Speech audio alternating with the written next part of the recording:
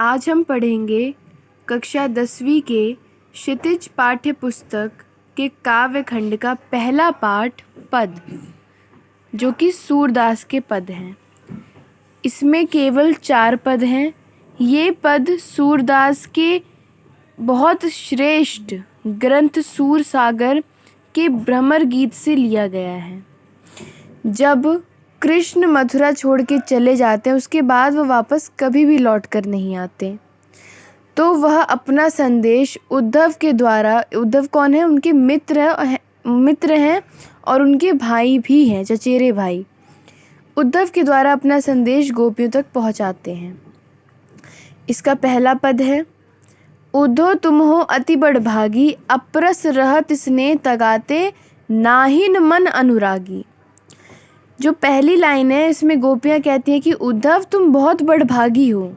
ये उनकी तारीफ़ नहीं कर रही हैं, ये उन पे क्या कर रही है, व्यंग कर रही है कि तुम तो बड़े भाग्यवान हो, भाग्यशाली हो। क्यों ऐसा कह रही हैं?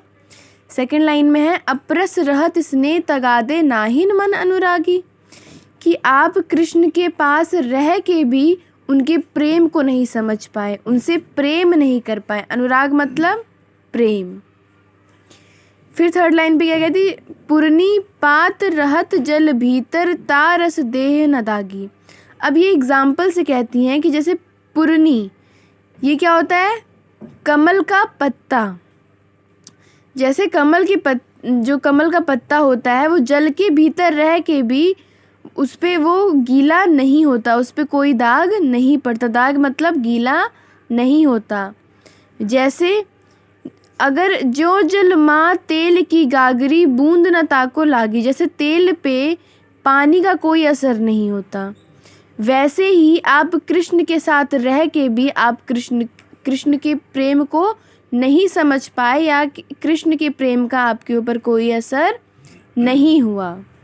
फिर क्या कहती है, प्रीति नदी, यानी कि प्रेम की नदी, यानी कि जो उनका प्रेम है श्री कृष्ण का। प्रीति नदी में पाँव न बोरियो, पाँव यानी कि पैर, बोरियो यानी कि डालना, यानी कि आप कभी उनसे प्रेम ही नहीं कर पाए। दृष्टि न रूप परागी, कभी भगवान से सम्मोहित नहीं हो पाए, अट्रैक्ट नहीं हो पाए, उनसे प्रेम नहीं कर पाए।